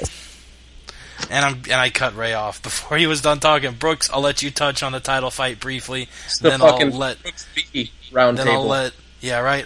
I will let you go as well. Come up with a different word than roundtable, you sons of bitches. Come on. It's getting our listeners all mixed up and whatnot and shit. Brooks, the flyweight title fight. What you got? Who you got? What's going on in this one? Short and sweet. Demetrius Johnson is probably going to take this fairly easily. Moraga didn't look great against Carriazo. He came back and got the submission. I believe it was in the last round. I could be wrong. But before that happened, Carriazo was taking it to him pretty good. Moraga's good. He's not on Demetrius Johnson's level. Only person I see in the flyweight division being able to take out Johnson at this point would be Joey B. I think Joey B has a great chance against him if they get another fight on there. But Demetrius Johnson, the way he usually wins, fucking decision. That's it. And that's all I got for you. Check out the MMA Addiction on Twitter and on Facebook. Give me a follow, give me a like, and I fucking love you guys. Check them out, cocksuckers. We'll see you on the next roundtable. Thanks for coming on, Brooks. See you, Jake. See you, Alan. Later. And it was down to 2. Alan, the flyweight title between DJ and John Moraga. Who you got? Like he said, John Moraga came from behind in his last fight. I've only seen 2 of his fights. I don't think... I could be wrong. I don't think he has a 5-round championship, battle war type fight in him. I don't think he's at that level yet. I don't think he's fought against the same type of competition. DJ's fought against, Ian McCall and Joey B, and, the fights that he's had with those guys are just, grueling fights. Even his fight with Dodson, I mean, I think, I'd say Moraga loses, and then you put him up against Dotson, and have them fight, because I think they're about on the same level. They're like on the precipice of entering the upper echelon of the division, which isn't really that stacked, but they're not there yet. So I see Demetrius. I think he could win it. I think he could wear him out maybe in like the 3rd, 4th round. With his wrestling, get on him, take his back, and get a submission. So, I got DJ. Yeah, I have a DJ unanimous decision as well. Brooks made a really good point. Moraga's an excellent flyweight, but I think he needs a little more time. He's still a lot of these flyweights are relatively young guys. Moraga's still in his 20s. He's fought at 125, 135, and 145. I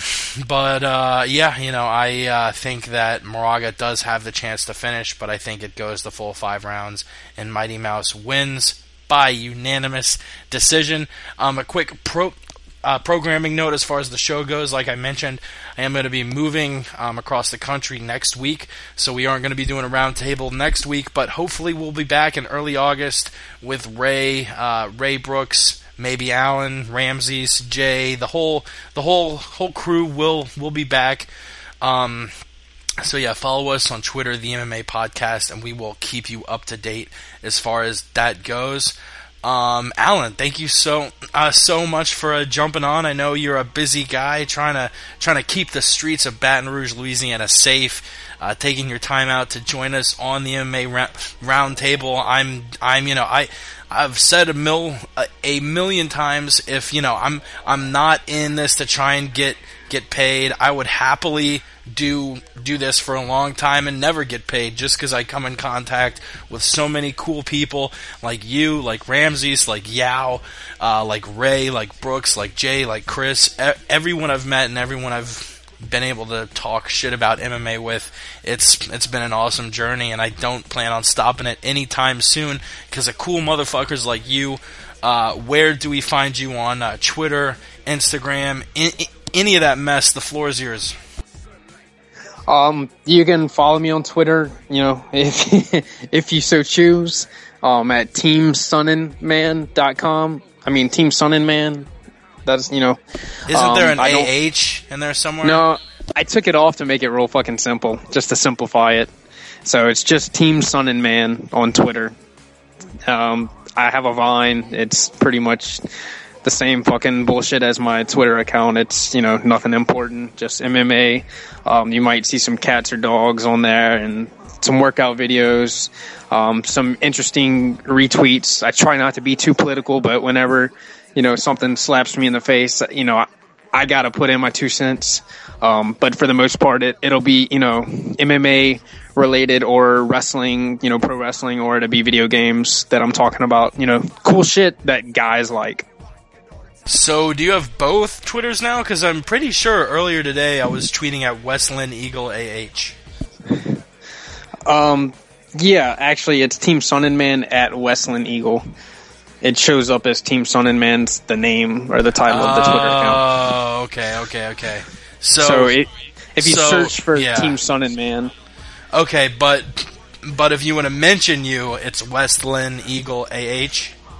Yeah, I forget. Right. It's you son of a bitch. It's getting all mixed up. Follow us on Twitter, the MMA Podcast. Follow everybody. Follow Ray, MMA Mental, Brooks, the MMA Addiction, Ramses, the Aunt Jimmy Show, Yao _ the Truth. Follow Alan's boy Hero Shinwoo at Hero Shinwoo. Follow all these cool motherfuckers who tweet at us. That we tweet back at. We've sort of formed our own little family here, and if you're listening and you want to join in, definitely, whether you want to call into a show, tweet into a show, tweet us random shit, we really do enjoy it. We really appreciate that you decided to listen, and we've gotten a shitload of positive feedback too, and that's been nice. Like I said, the Roundtable will be back early August. Word on the Street later tonight. The MMA Podcast tomorrow. Another Word on the Street Thursday. It's fight week, ladies and gentlemen. We're going to be getting to it hard. For myself, for Ray, for Alan, for Brooks, thanks for tuning in. We'll see you next month when I'm in Colorado or some shit. Later. We gone. All that shit. God bless America. See ya.